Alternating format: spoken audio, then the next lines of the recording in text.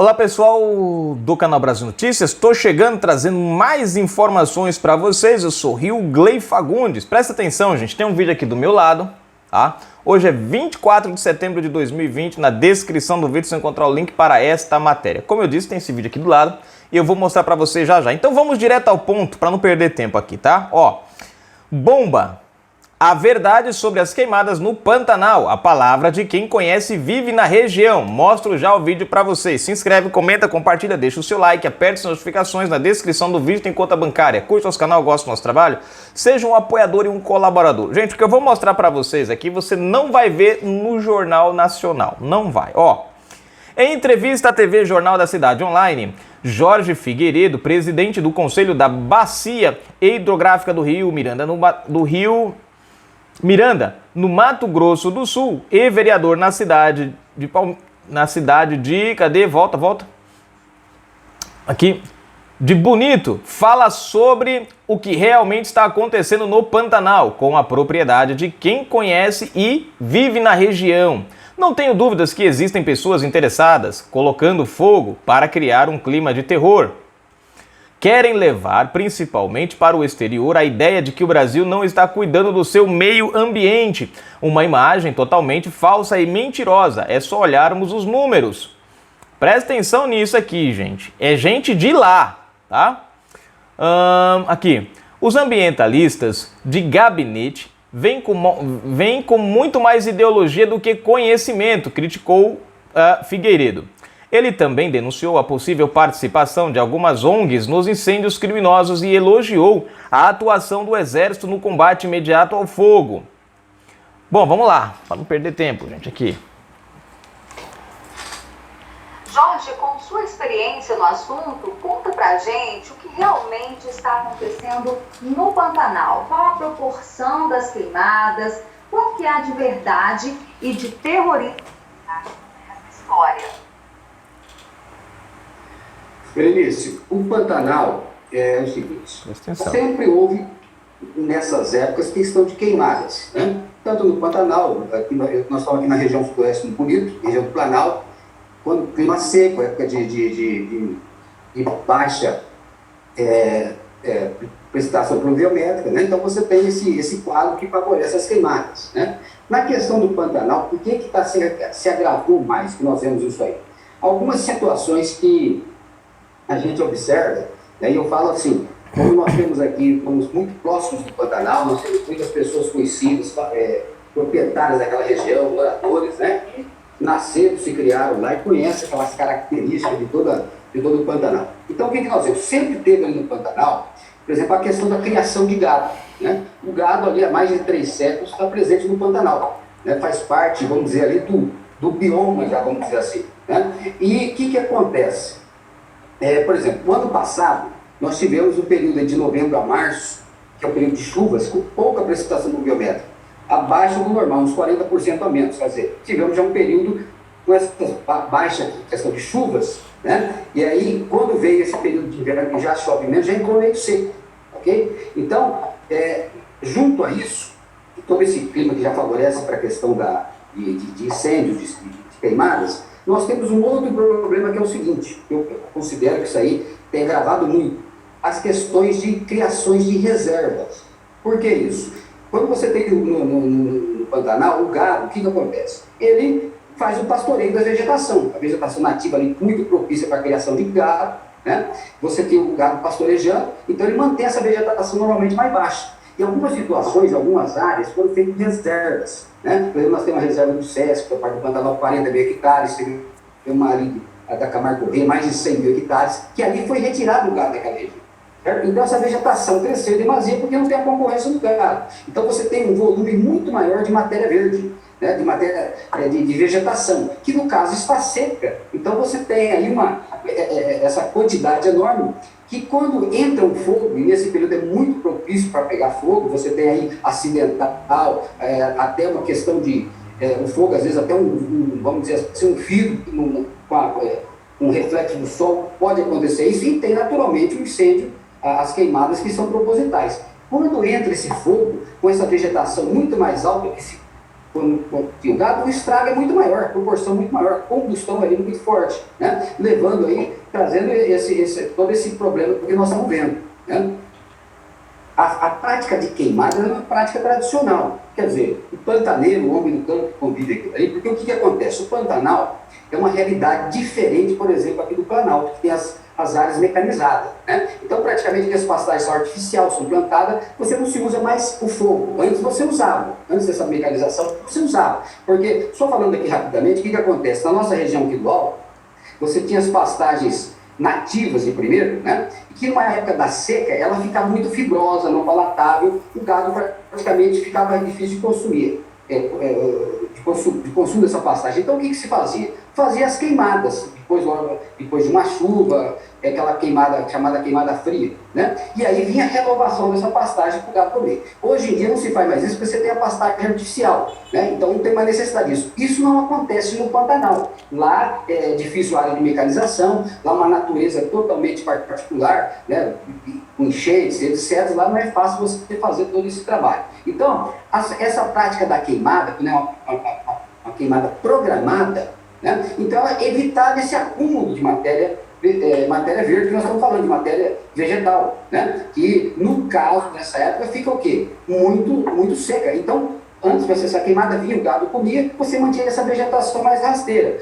Ou seja, quando entrar no fogo e entra nessa época, e praticamente é muito difícil de se evitar isso aí, ela não fazia esse estrago todo, porque essa vegetação estava baixa. Você imagina uma vegetação muito alta, a combustão é muito forte, e o que acontece? Queima cerca, queima mangueiro, queima sede, faz tudo. E os animais que nós estamos vendo, né? Fica difícil ele fugir do fogo.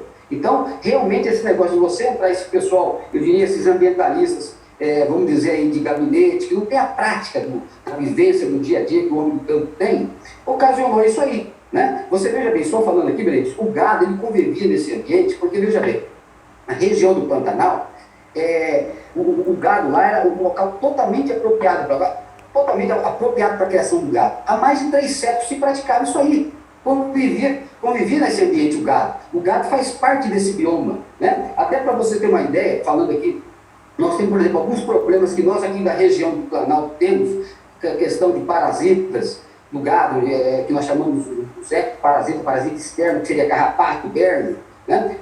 E você tem que controlar isso com questão de medicamentos. No Pantanal não tinha esse problema. Você sabe por quê? Porque na região do Pantanal, as próprias aves, elas, por exemplo, quando eu falo parasita externo, por exemplo, carrapato, berne, né? As aves são os inimigos naturais desse carrapato, berne. Você entendeu? Então, o gado, ele ajuda nesse equilíbrio, nesse ecossistema, né? Então, o gado ali fazia parte disso tudo. E quando é retirada essas áreas e fica sem o gado, nós estamos vivenciando esse tipo de problema.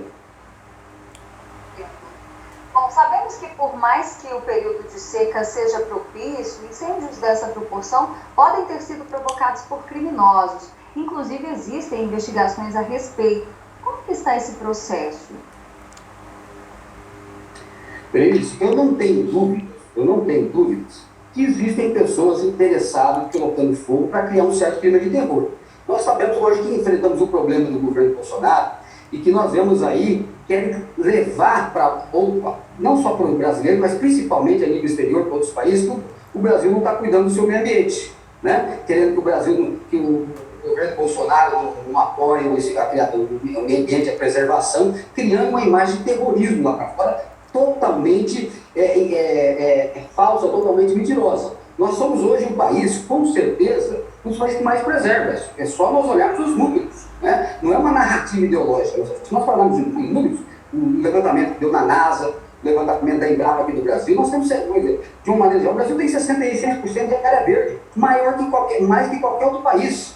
Né? Você tem, por exemplo, nós ocupamos, eu estou falando aqui de uma maneira geral, 9% do nosso território com agricultura. Você vai ver outros países que ocupam 60%, 65%, né? Muito mais do que nós. E aí, de repente, nós estamos vendo aí outras nações que dizimaram suas florestas, né? É importante a gente dizer isso. Se você for pegar assim, cadê as matas ciliares das nações da Europa? Cadê as matas ciliares do Sena, né? Do Reno, dos rios lá? Cadê? Eles não têm. Nós temos aqui no nosso. E de repente nós estamos vendo aí europeus, enfim, outros estrangeiros vindo querendo puxar a orelha do Brasil.